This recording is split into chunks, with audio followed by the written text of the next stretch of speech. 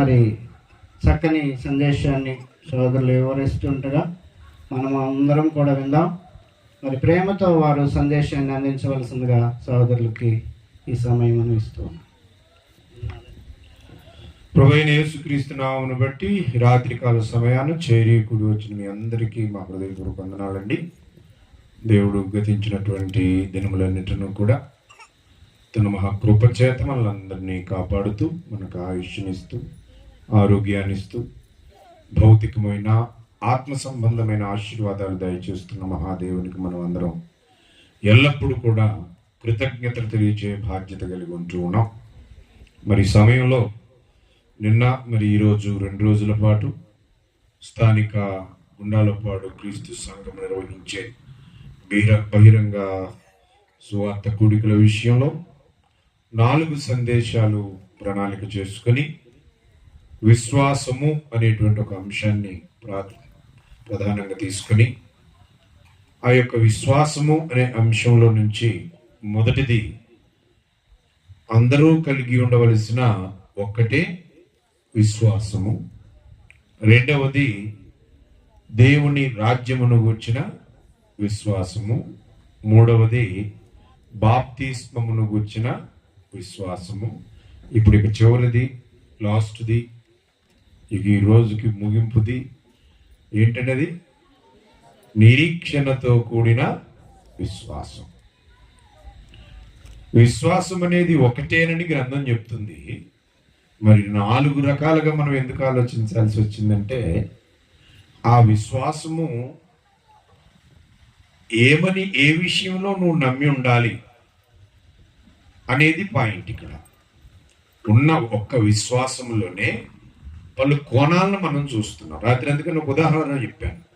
ఒక పురుషుడు తండ్రిగా తన బాధ్యత ఉంటుంది, కుమారుడుగా తమ తల్లిదండ్రుల పట్ల బాధ్యత ఉంటుంది, ఒక అన్నగా తమ్ముడుగా తన తోబుట్టువుల బాధ్యత ఉంటుంది, భర్తగా తన భార్య పట్ల బాధ్యత ఉంటుంది. ఆ ఒక్క పురుషునిలో ఇన్ని బాధ్యతలు ఉంటాయి. అదే రీతిగా విశ్వాస విషయంలో కూడా ఎంతమంది ఉన్నా గృహములో అందరూ ఒక్క విశ్వాసాన్ని అనుసరించేవారుగా ఉండాలి. రెండవది వచ్చేసరికి దేవుని రాజ్యం అనేటువంటి ఆయన ఏలుబడి క్రింద మనము ఏ విధము చేత చేర్చబడతాము, ఏ విధముగా ఆయన ఏలుబడి కింద మనము లోబడగలుగుతామనే దేవుని రాజ్యమును గుర్చినటువంటి విశ్వాసము మనం అర్థం చేసుకుని ఉండాలి. మూడవదిగా రక్షణకు అవసరమైనటువంటి బాప్తిస్మ విషయంలో మనం ఎలాంటి విశ్వాసాన్ని కలిగి ఉండాలి. నమ్మి బాప్తిస్మము పొందిన వారు రక్షించబడును అంటూ ఉన్నాడు కదా.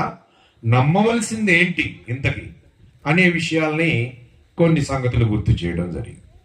ఇప్పుడు నిరీక్షణతో కూడినటువంటి విశ్వాసం. అసలు నిరీక్షణ అంటే ఏంటి? నిరీక్షణ అనగా ఎదురు చూపు లేక కనిపెట్టుకొని ఉండటం.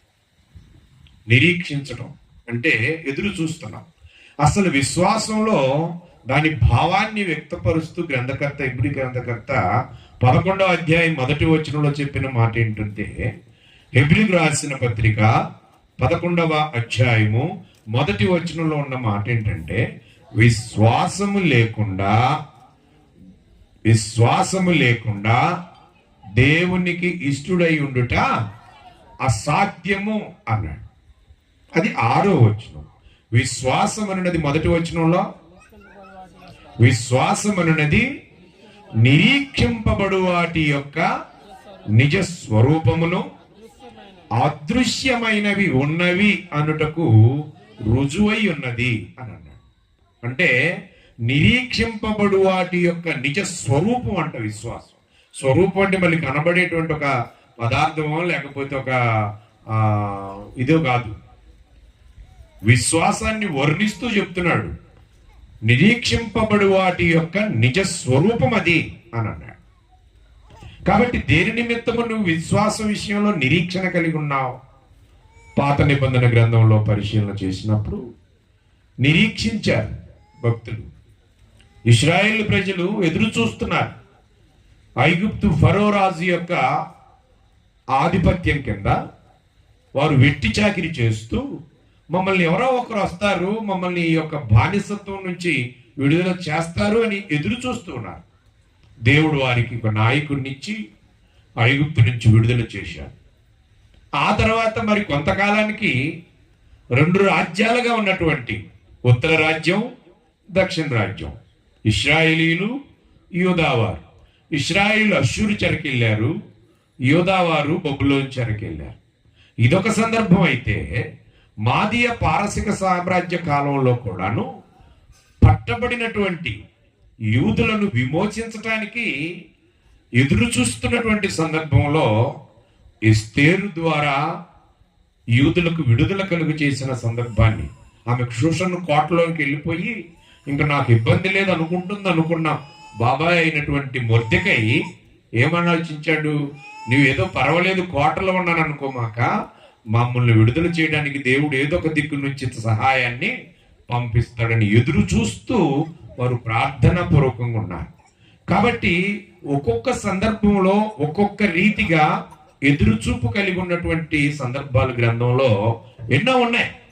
అయితే ఆ నిరీక్షణ విషయంలో ఇప్పుడు విశ్వాసులుగా, క్రైస్తవులుగా మనం కలిగి ఉండవలసినటువంటి నిరీక్షణ అర్థం కావాలంటే దానికంటే ముందు నిరీక్షించినటువంటి కొన్ని సందర్భాలు మనం గమనించాలి. యేసు ప్రభు వారి కొరకు యూదులు ఎదురు చూశారు. యేసు ప్రభు వారంటే మెస్సియా కొరకు ఎదురు చూశారు. మెస్సియా వస్తాడు, మమ్మల్ని యొక్క రోమా సామ్రాజ్యంలో నుంచి విడుదల చేస్తాడు, వీరు పెట్టేటువంటి యొక్క వెట్టి పనులు, అది వీరు హింసించేటువంటి హింస నుంచి మమ్మల్ని విడుదల చేయడానికి ఒక యూదుల రాజు రాబోతున్నాడు మెస్సియా అని చెప్పేసి యూదులందరూ కూడా మెస్సియా కొరకు నిరీక్షిస్తూ ఉన్నారు. ఒక సమరయ స్త్రీ దగ్గర సందర్భంలో ఆమె అన్న మాటను మనం జ్ఞాపకం చేసుకున్నప్పుడు చూడండి ఒకసారి, యోహాను సువార్త 4వ అధ్యాయంలో ఈ సందర్భాన్ని మనం చదవగలుగుతాం. యోహాను సువార్త 4వ అధ్యాయంలో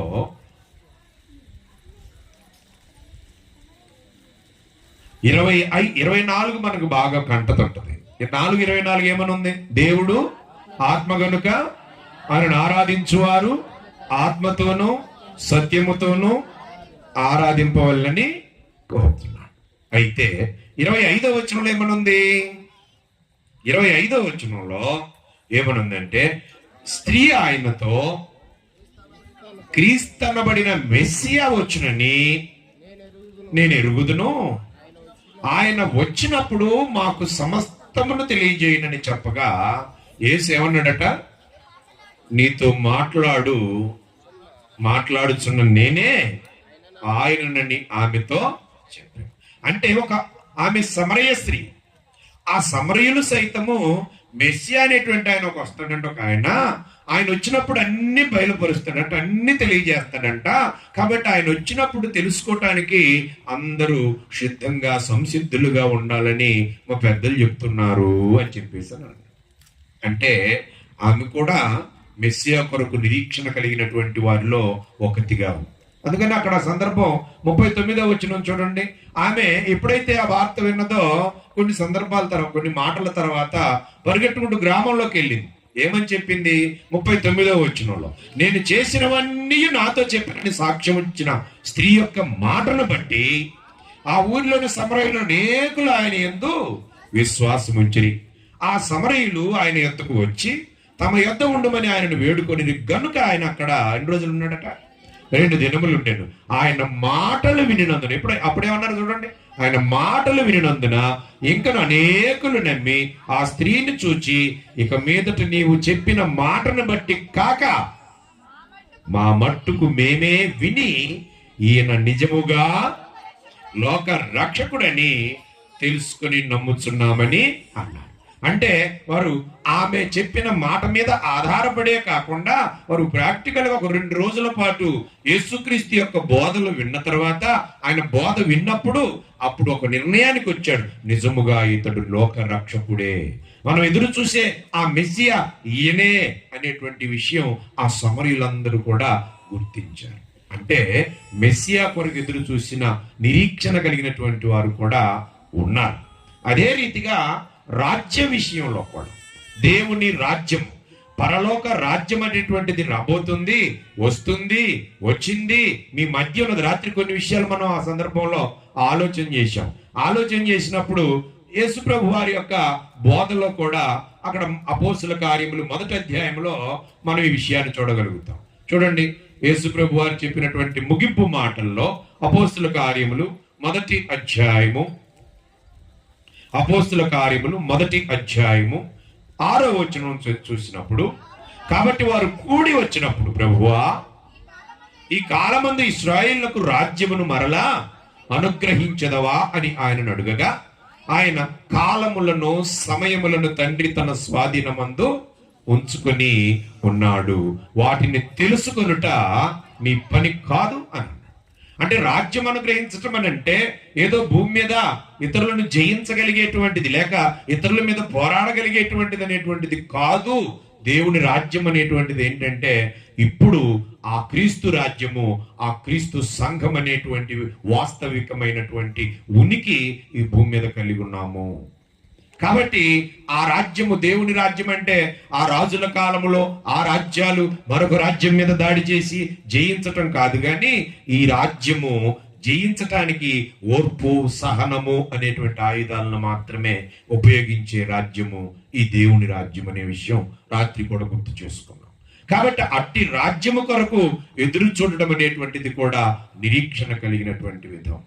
అదే రీతిగా యేసుప్రభు వారు చెప్పినటువంటి మరొక సంగతి ఏంటంటే, లూకా సువార్త 24వ అధ్యాయం, ఆయన పునరుత్థానుడైన తర్వాత లూకా సువార్త 24వ అధ్యాయము 46వ వచనం నుంచి చదివినప్పుడు, క్రీస్తు శ్రమపడి 3వ దినమున మృతులలో నుండి లేచుననియు, యెరూషలేము మొదలుకొని సమస్త జనములలో ఆయన పేరట మారు మనస్సును పాప క్షమాపణయు ప్రకటింపబడుననియు వ్రాయబడి ఉన్నది. ఈ సంగతులకు మీరే సాక్షులు. ఇదిగో నా తండ్రి వాగ్దానము చేసినది మీ మీదికి పంపుచున్నాను. మీరు పైనుండి శక్తి పొందు వరకు పట్టణంలో నిలిచి ఉండుడని వారితో చెప్పారు. దేని కొరకు ఏ వాగ్దానం పొందారు? తండ్రి చేత వాగ్దానం పొందింది మీరు పొందు వరకు అని అంటే ఏమిటా వాగ్దానం? పరిశుద్ధాత్ముడు. ఎవరికి ఆ పరిశుద్ధాత్ముడు వాగ్దానం? అపోస్తులు. అంటే అపోస్తులు కలిగి ఉన్న నిరీక్షణ ఆ సందర్భంలో పరిశుద్ధాత్మ కొరకు వారు కనిపెట్టుకొని ఉన్నారు. వారు మేడగదిలో ఉన్నప్పుడు దేశప్రభు వారికి చెప్పిన రీతిగా పరిశుద్ధాత్మ వారి మీదకి వచ్చేటువంటి సమయం వరకు కూడా యేసుప్రభు వారు చెప్పినటువంటి ఆ మాటను బట్టి పరిశుద్ధాత్మ శక్తి కొరకు అపోస్తులు కనిపెట్టుకొని ఉన్నట్లుగా మనకి గ్రంథం తెలుస్తుంది. కాబట్టి ఈ విషయాలను బట్టి మనకు అర్థమైన సంగతి ఏంటి అని అంటే, దీన్ని బట్టి ఇది నిరీక్షణ అనేటువంటిది ఎదురు చూపు, కనిపెట్టుకొని ఉండటం. ఆ సందర్భంలో అనేకమైనటువంటి విధానాల్లో చూస్తున్నాం. ఇటువంటి నిరీక్షణ అనేటువంటిది ఇన్ని విషయాలన్నిటిని పరిశీలన చేస్తున్నప్పుడు మనకు ఒక అవగాహన, ఒక ఆలోచన రావాలి. అబద్ధ బోధలు ఏం చెప్తున్నాయనంటే, నీకు ఆత్మ వచ్చేస్తుంది, నిరీక్షణ కలిగి ఉండండి, నీ మీద నీకు పరిశుద్ధాత్ముడు నేరుగా వస్తాడంటే, ఆహా అయితే వస్తాడా అని ఎదురు చూసే పరిస్థితుల్లో ఉన్నాడు. ఇదిగో నువ్వు ఉపవాసం ఉండు, లేకపోతే నీవు ఇలాగుండు, నీ మీదకి ఆత్మ దిగి వచ్చేస్తాడు, నువ్వు ఆ భాషలు మాట్లాడతావనో లేకపోతే ఇంకొకటనో నీ ఆలోచన విధానాన్ని మార్పు, అంటే రాంగ్ అడ్రస్ కి నీ యొక్క డైరెక్షన్, ఆలోచన విధానాన్ని తప్పుతోవకు పట్టించేటువంటి అనేకమైన సంగతులు ఈ రోజున వినపడుతున్నాయి. అయితే నిరీక్షణ అనేటువంటిది ఈ విషయాల్లో ఈ రోజున మనం మెస్సియా కొరకు ఎదురు చూడాల్సిన పని లేదు. ఈ రోజున మనం దేవుని రాజ్యం కొరకు ఎదురు చూడాల్సిన పని లేదు. ఈ రోజున మనం పరిశుద్ధాత్మ శక్తి కొరకు ఎదురు చూడాల్సిన పని లేదు. ఈ రోజున మనం ఎదురు చూడవలసినటువంటి విషయం ఏంటంటే, ఇంకొకటి కూడా కాదు. ఏమన్నాడంటే కొంతమంది, ఇదిగో యేసుప్రభు వారు వస్తారు, 1000 ఏండ్ల పరిపాలన భూమి మీద జరుగుతుంది, దాని కొరకు ఎదురు చూడమంటున్నాడు మరి కొంతమంది. యేసుప్రభు వారు వచ్చి భూమి మీద ఒక 1000 ఏండ్లు పరిపాలన చేయబోతున్నాడు. అప్పుడు వీళ్ళందరూ ఎవరు ఉండరో, అందరూ ఆయన నమ్మిన వాళ్ళు, ఆయన యందు భయభక్తులు కలిగిన వారు, ఆయన సువార్తకు విధేయత చూపిన వారే ఈ భూమి మీద ఉంటారు, మిగిలిన వాళ్ళు ఎవరు ఉండరు అని అన్నారు. కానీ గ్రంథం అలా చెప్తుందా అంటే, వాళ్ళు ఏం చెప్తున్నారు? ప్రకటన గ్రంథాన్ని వాళ్ళు ప్రస్తావిస్తున్నారు. ప్రకటన గ్రంథంలో ఏమని చెప్తుంది? 20వ అధ్యాయంలో, ఇదిగో చూడండి, 20వ అధ్యాయంలో 5వ వచనం చెప్తుంది ఇలాగా, ఆ 1000 సంవత్సరములు గడుచు వరకు కడమ మృతులు బ్రతకలేరు. ఇదే మొదటి పునరుత్థానము. ఈ మొదటి పునరుత్థానము పాలు గలవారు ధన్యులు, పరిశుద్ధులయ్యుందురు. ఇటి వారి మీద రెండవ మరణం అధికారం లేదు. వీరు దేవునికిని క్రీస్తుకును యాజకులై క్రీస్తుతో కూడా ఎన్ని సంవత్సరాలు ఉంటారట అంటే అది భూమి మీద అనుకుంటున్నారు వీరు. యేసు ప్రభు వారు భూమి మీదకి వస్తాడు, భూమి మీద రాజ్యం చేస్తాడు, ఆయన రాజ్యం భూమి మీద ఉంటుంది, మనందరం 1000 సంవత్సరాలు ఆయన చేత ఏలుబడి చేయబడతాం అని చెప్పిన ఆలోచన కలిగి ఉన్నారు. కానీ ఇది అబద్ధ బోధ. ఇది 1000 అనేటువంటిది ఎలాగుందంటే నీ సన్నిధిలో ఒక దినము గడుపుట వినపల్లా, నీ సన్నిధిలో ఒక దినము గడుపుట. కాబట్టి అది 1000 అనేటువంటిది అది పరిపూర్ణతను సూచిస్తేటువంటి మాట అంతే తప్ప లిటరల్ గా 1000 కాదు, 1000 కాదు, అక్కడ అక్షరార్థం కాదు. అందుకనే గ్రంథాన్ని పరిశీలన చేసేటప్పుడు కొన్ని విషయాలను మనం దేనిని ఎలా తీసుకోవాలనేటువంటిది ఆలోచన అవగాహన కలిగి ఉండాలి. అది లేకుండా ఏదో ఒక మాట పట్టుకుని ఏదో చెప్పినట్లుగా వేలు పెట్టి ఇక్కడ మనం ఎట్లాగా ఈరోజు ఏమొచ్చినో వస్తే అదే నాదని చెప్పి అనుకుంటే చాలా తేడా పడిపోతాం. దేవుని గ్రంథాన్ని చదివేటప్పుడు, దేవుని మాటలు వినేటప్పుడు బోధించే వారికి హెచ్చరికలు ఉన్నాయి, విన్నవారికి హెచ్చరికలు ఉన్నాయి. ఆ విషయంలో చాలా జాగ్రత్తగా ఉండాలి. ఇది ఆత్మ సంబంధమైనటువంటి సంగతి కనుక అందుకనే నిరీక్షణ అనేటువంటిది కలిగి ఉండాలా. అయితే ఏ విషయంలో మనం నిరీక్షణ కలిగి ఉండాలా, ఏ రీతిగా మనం నిరీక్షణ కలిగి ఉండకూడదు. ఇలాగన మనం ఈ రోజున మెస్సియా కొరకు ఎదురు చూడాల్సిన పని లేదు, మెస్సియా కొరకు ఎదురు చూడాల్సిన పని లేదు. ఈ రోజున రాజ్యము కొరకు ఎదురు చూడాల్సిన పని లేదు. ఈ రోజున పరిశుద్ధాత్మ శక్తి మన మీదకి వస్తాడంటే ఎదురు చూడాల్సిన పని లేదు. ఈ రోజున 1000 ఏండ్ల పరిపాలన కొరకు ఎదురు చూడాల్సినటువంటి అవసరత కూడా లేదు. మరి దేని కొరకు ఎదురు చూడాలి? ఎదురు చూడమని చెప్పినటువంటి మాట ఏంటి అని అంటే చెప్తున్నాడు. యేసుప్రభు వారు శరీరధారిగా ఉన్నప్పుడు 14వ అధ్యాయంలో ఆయన ప్రస్తావించిన సందర్భాన్ని మనం గుర్తు తెచ్చుకుంటే యోహాను సువార్త 14వ అధ్యాయంలో ఉంచండి. నా తండ్రి ఇంట అనేక నివాసములు కలవు, లేని ఎడల మీతో చెప్పుదును. మీకు స్థలము సిద్ధపరచ వెలుచున్నాను. నేను వెళ్ళి మీకు స్థలము సిద్ధపరిచిన ఎడల నేనుండు స్థలములో మీరును ఉండులాగున మరలా వచ్చి నా యొద్ద ఉండుటకు మిమ్మును తీసుకొని పోవుదును అంటున్నాడు.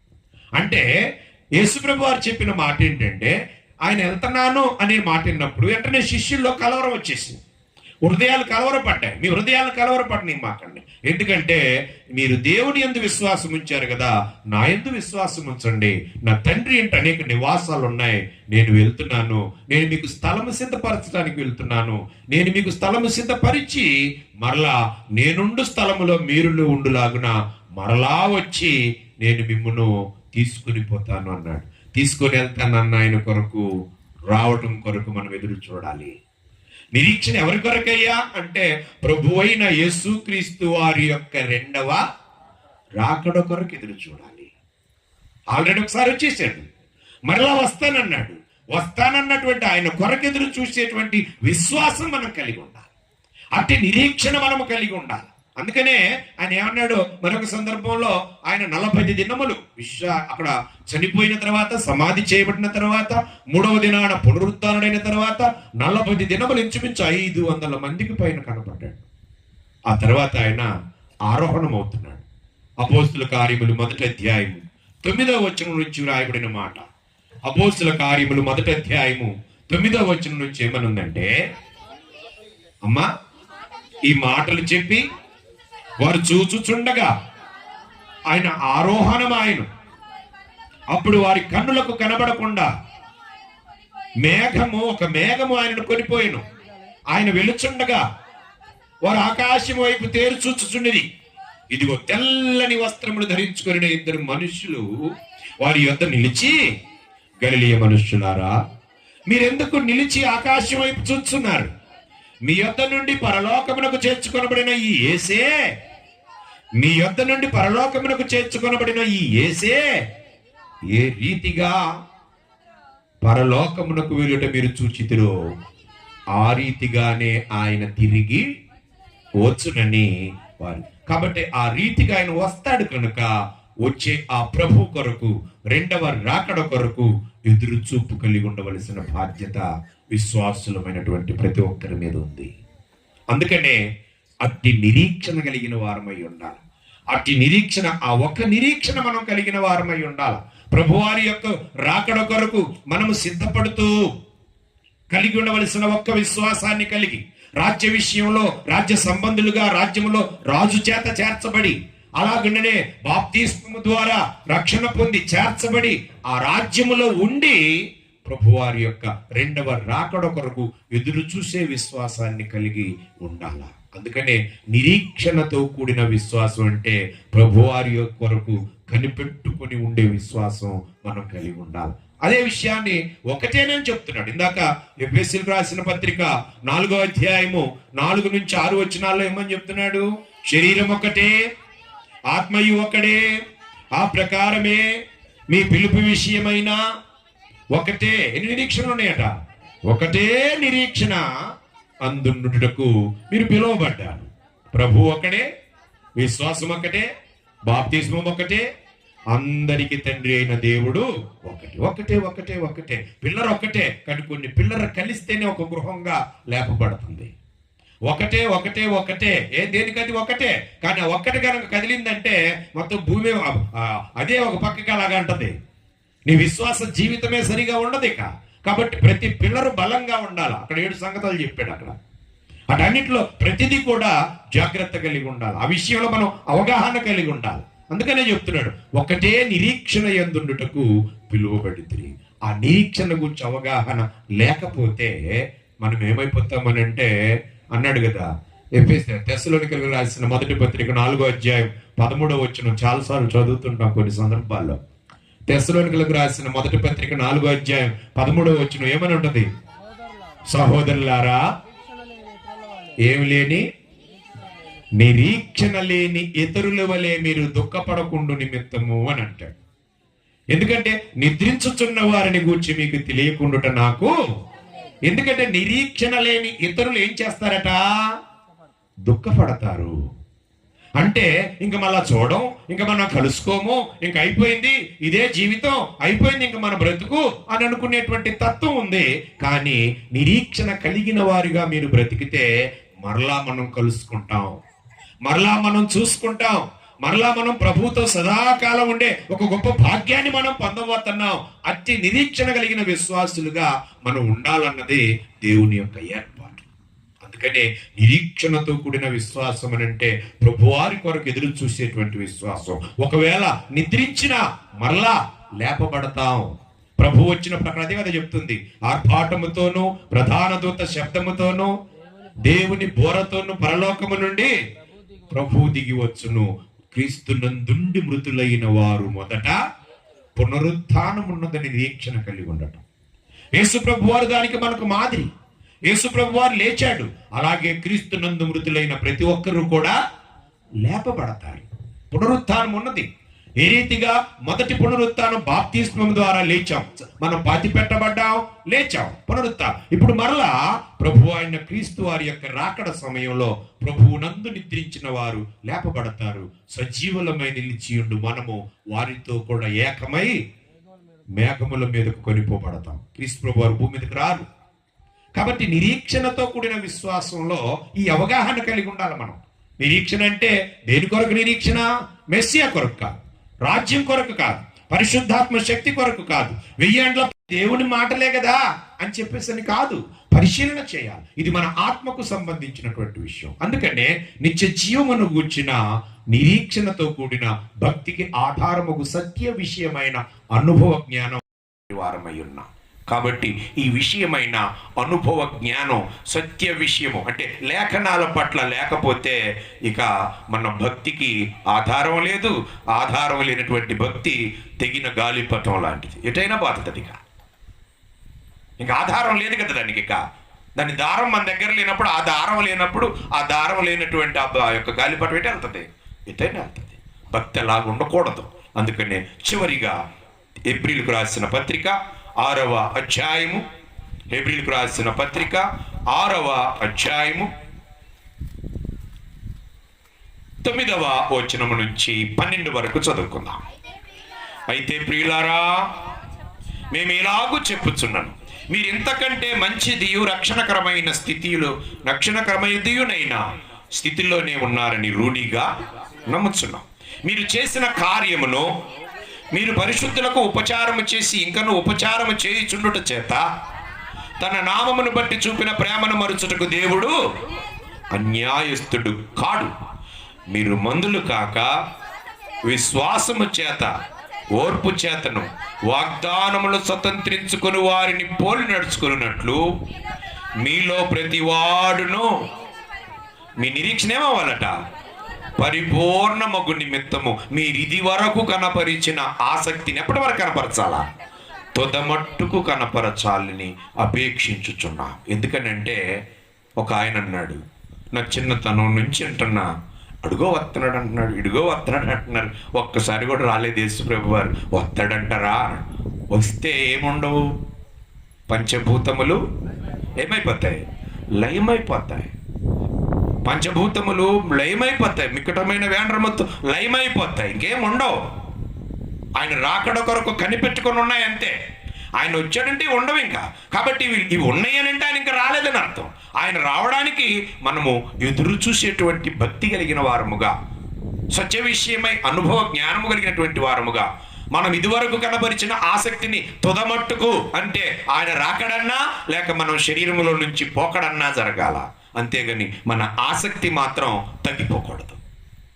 అట్టి నిరీక్షణ కలిగిన విశ్వాసులుగా విశ్వాస జీవితంలో కొనసాగాలంటే రాజ్య సంబంధులుగా, రాజ్యంలో చేరిన వారుగా ఉండాలి. చేరాలంటే విశ్వాసంను బట్టి నమ్మి బాప్తిస్మం పొందిన వారుగా ఉండాలి.